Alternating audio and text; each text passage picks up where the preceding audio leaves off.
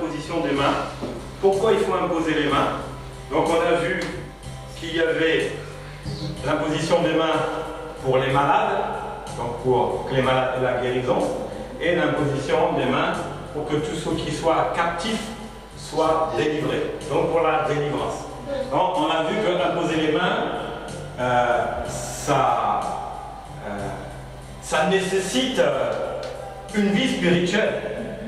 C'est vrai que si on impose les mains sans vie spirituelle, il y a un danger. Christian, si tu me vois, il faut que tu te formes beaucoup à la parole de Dieu avant, parce que c'est quelqu'un que je connais, c'est un jeune chrétien qui a imposé les mains avant, mais avec des méthodes bizarres. Et quand il est venu en Jésus, il dit, moi je veux guérir les malades. Bon, c'est bien. Mais là, je te dis, Christian, tu as entendu le cours d'avant, n'impose pas les mains sans que tu sois préparé, sinon c'est toi qui vas te ramasser plein de maladies. Voilà, c'est un message pour Christian. Il se reconnaîtra. Alors, le deuxième point, on l'a vu. Pourquoi il faut imposer les mains? Eh bien, c'est pour le baptême du Saint-Esprit. Alors, acte 8 à 14, de 14 à 17, on a déjà vu le baptême du Saint-Esprit sur plusieurs cours. Donc là, c'est simplement pour vous rappeler que l'imposition des mains donc, se fait pour le baptême du Saint-Esprit, pour que le feu du Saint-Esprit tombe sur les personnes. Ce n'est pas automatique. On a vu dans acte 2 que le baptême du Saint-Esprit ne se faisait pas par l'imposition des mains. C'était eux qui étaient dans la chambre haute, le Saint-Esprit est descendu sur eux comme des flammes de feu, ils furent tous remplis, baptisés du Saint-Esprit. Aussi comme Corneille, lorsqu'il annonçait la parole, ils furent tous remplis, baptisés du Saint-Esprit. Voyez? Mais là, on rentre dans ce cas où le baptême du Saint-Esprit se fait aussi par l'imposition des mains. Alors, acte 8, les apôtres qui étaient à Jérusalem, là c'est toujours l'histoire de Philippe, hein, le diacre Philippe, lorsqu'il était rentré dans la Samarie, la parole de Dieu avait rempli la Samarie. La Bible dit que Dieu a envoyé Pierre et Jean, arrivés chez ceux-ci, arrivés chez les Samaritains, il pria pour eux afin qu'ils reçoivent le Saint-Esprit. Car il n'était pas descendu sur aucun d'eux. Ils avaient seulement été baptisés au nom du Seigneur Jésus. Alors Pierre et Jean leur imposèrent les mains, ils reçurent le Saint-Esprit. Ici, ce n'est pas tout le monde qui va imposer les mains pour le baptême du Saint-Esprit. Il s'agissait des apôtres. Pourtant, Philippe avait reçu la prière à l'imposition des mains des apôtres, mais il s'était limité à ça. C'est les apôtres qui imposaient les mains. Parce que c'était comme ça. Donc les apôtres sont venus pour imposer les mains afin qu'ils soient baptisés du Saint-Esprit. Donc si tu n'es pas dans le ministère, ne viens pas devant, comme on a vu une fois ici, après un baptême, un ancien qui vient devant pour imposer les mains. Non. D'ailleurs, on ne lui a pas permis. Vous vous souvenez? Oui. Voilà. On ne lui avait pas permis. Et lui, il était venu avec les serviteurs de Dieu, les ministères, pour imposer les mains. Ça ne lui était pas permis, parce que c'est réservé à une catégorie. Ce qui n'est pas dans cette catégorie ne peut pas le faire. Pourquoi? On ne verra même pas le Saint-Esprit descendre. Je te baptise au nom de Jésus, que le Saint-Esprit descende, tu ne vas rien sentir même. Parce que tu n'es pas apôtre. Alors là, c'est peut-être même c'est autre chose qui va venir même. Donc ça, c'est l'imposition des mains pour le baptême du Saint-Esprit est réservée à une catégorie de serviteurs de Dieu. Tu n'es pas dans cette catégorie, ne le fais pas. Tu es dans cette catégorie, fais-le. Voilà. Acte 19 aussi. Sur ces paroles, ils furent baptisés au nom du Seigneur Jésus. Lorsque Paul leur eut imposé les mains, le Saint-Esprit vint sur eux et il parlait en langue et prophétisait. Vous voyez, Paul, c'était un apôtre. C'était plus le Saul de Tarse, là, le démoniaque. Non, il était devenu apôtre. Et Dieu l'utilisait. Et la puissance de Dieu était sur lui, l'onction était sur lui. Il se faisait des guérisons, des signes, des prodiges. Et aussi, il baptisait les gens en imposant les mains au nom de Jésus. Donc le baptême du Saint-Esprit On ne va pas rester trop longtemps là-dessus, parce que c'est réservé à une catégorie. Ce n'est pas réservé à tout le monde. Donc ça, c'était le point numéro 2. Le baptême du Saint-Esprit se fait donc par l'imposition des mains par des serviteurs de Dieu qui sont dans les ministères. Voilà, c'est comme ça qu'on est baptisé du Saint-Esprit. Maintenant, on peut être aussi baptisé du Saint-Esprit, comme ce qui s'était passé avec Corneille. Aussi.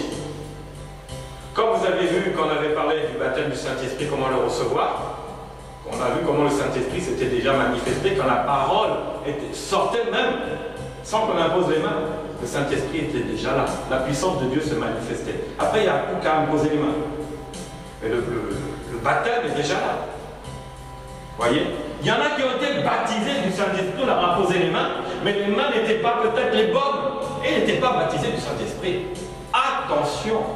Oui, moi je ne prie pas en langue, on a prié pour moi que je sois baptisé du Saint-Esprit. Est-ce que celui qui t'a fait ça, il était vraiment en conformité?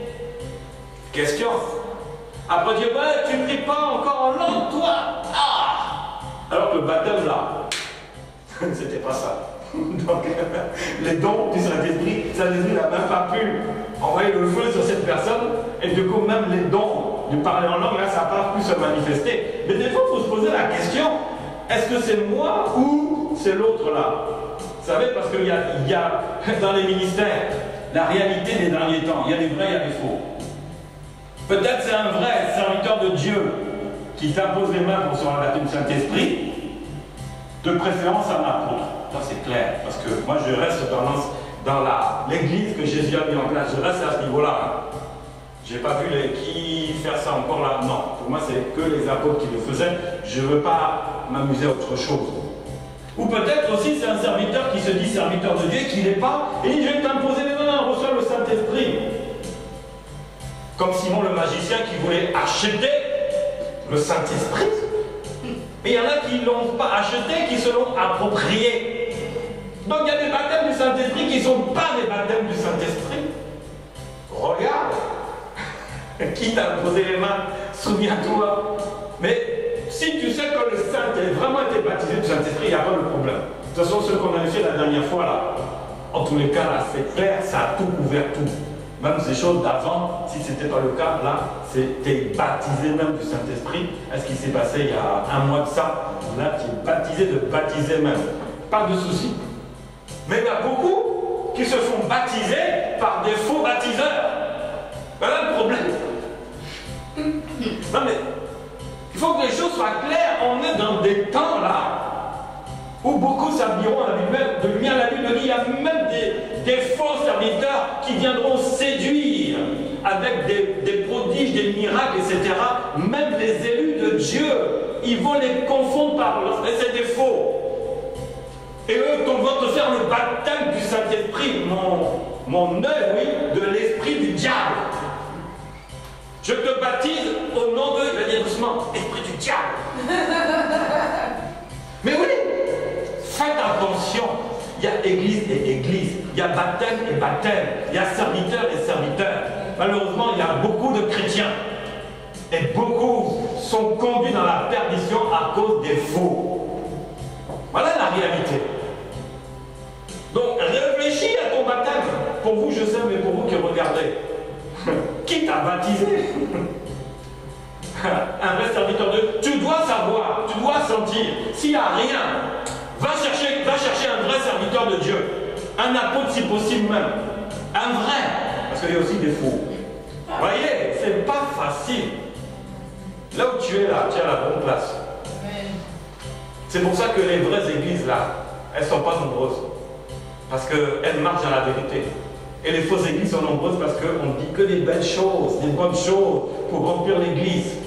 On accepte les démons, et que les démons chantent, que les démoniaques restent, on ne les délivre pas, surtout pas, parce que si délivrés, ils partiraient. Non, non, qu'on les reste dans leur situation. On ne va pas leur imposer les mains, parce que leurs écailles, l'écaille de leurs yeux vont tomber. C'est la réalité. Le baptême du Saint-Esprit, bien aimé, ne se fait pas par n'importe qui. Clair et net. Je J'ai découvert ça. Mais c'est une réalité.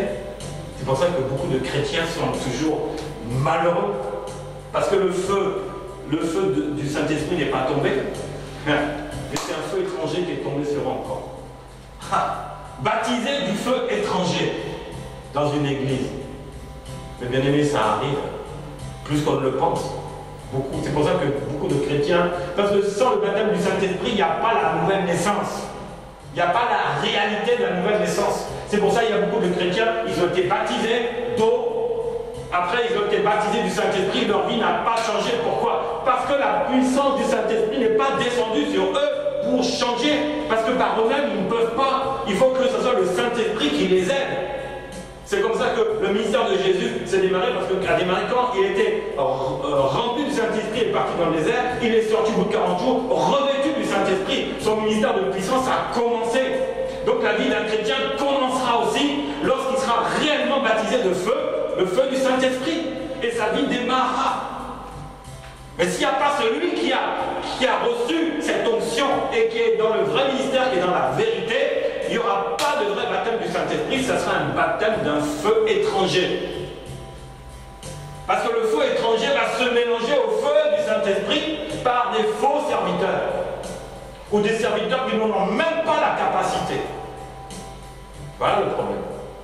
Donc, baptême du Saint-Esprit, il faut choisir la bonne boutique, comme on dit, la bonne église, le bon magasin. Pas aller n'importe où. Moi, je ne mets pas les pieds n'importe où. Ça, c'est clair et net. Ou bien il faudrait que je joue en jeûne et en prière pour aller n'importe où. Il faut que je me protège.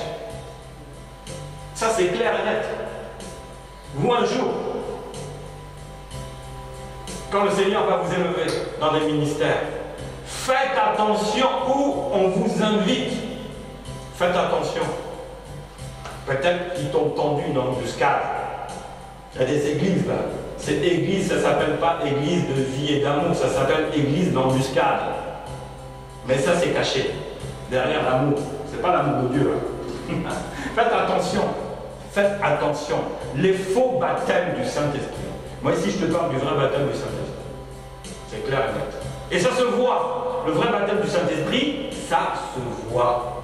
Le Saint-Esprit aime la vérité. Il aime que les cœurs soient ouverts, que la sincérité soit là, que la parole de Dieu soit là. C'est ça le vrai baptême. Et c'est là qu'il descend sur la personne, qui recherche le Seigneur, qui crie à Jésus. Comme les 120 qui crient à Jésus. Les flammes de feu sont descendues sur chacun d'eux. Parce qu'ils suppliaient Jésus, crient à Jésus. Ils cherchaient Jésus. Le Saint-Esprit est descendu sur eux. Vous voyez un peu le baptême du Saint-Esprit. Ça se voit. C'est un feu qui te rend ivre. Ivre comme si tu as bu de l'alcool.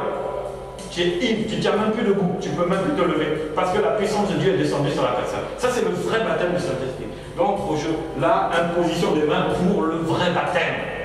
Celui du Saint-Esprit. Vous avez des questions à poser là-dessus? Oui, pasteur. Oui. Ma première question. Comment tu vas le savoir que celui-là c'est un vrai serviteur de Dieu ou c'est un vrai apôtre? Parce que tu viens de nous dire qu'il y a des vrais et des faux. La Bible dit, vous les reconnaîtrez aux fruits qu'ils portent. On ne se fait pas imposer les mains comme ça, parce que je viens d'entrer dans une église, puis on me dit baptise-toi, et non. Il faut un minimum. Il faut savoir dans quelle église on met les pieds.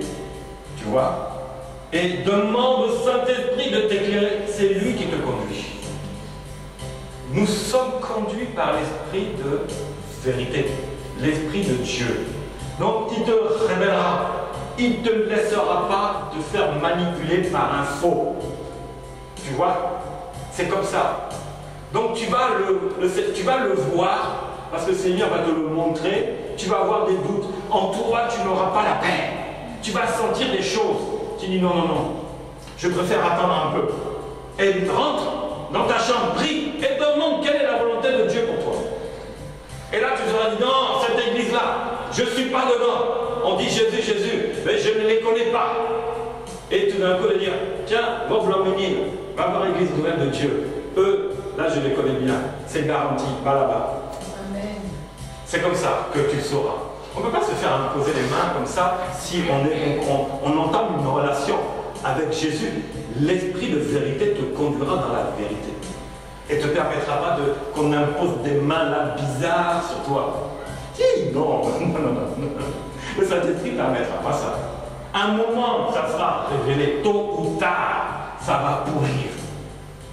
Ça va pourrir, l'église fermera. Ça va pourrir Dieu. C'est ça. Des questions?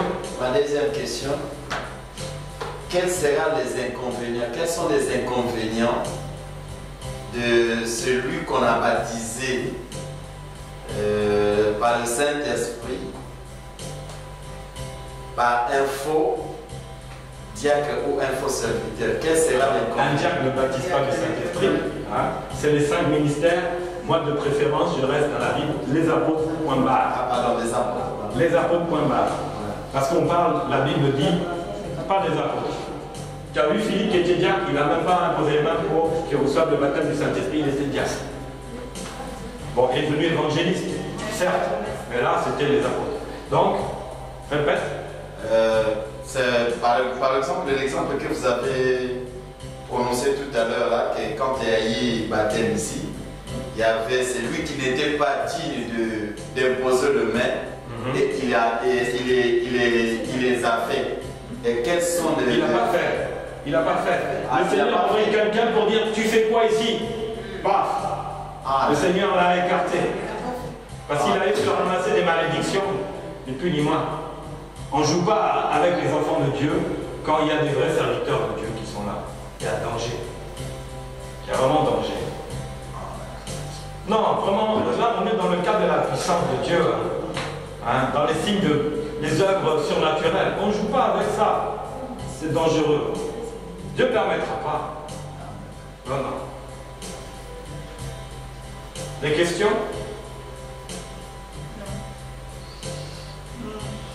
Donc vous savez, si quelqu'un vient te dire, impose-moi les mains pour que je sois baptisé du Saint-Esprit, là où tu es là, tu vas dire quoi? Non. Non. Va voir mon responsable à l'église. Voilà, amène-le pour qu'il le soit. Mais s'il te demande de le faire, dis non. Parce qu'il ne va rien se passer. Voilà. Voilà. Gloire à Dieu. Amen. On va voir.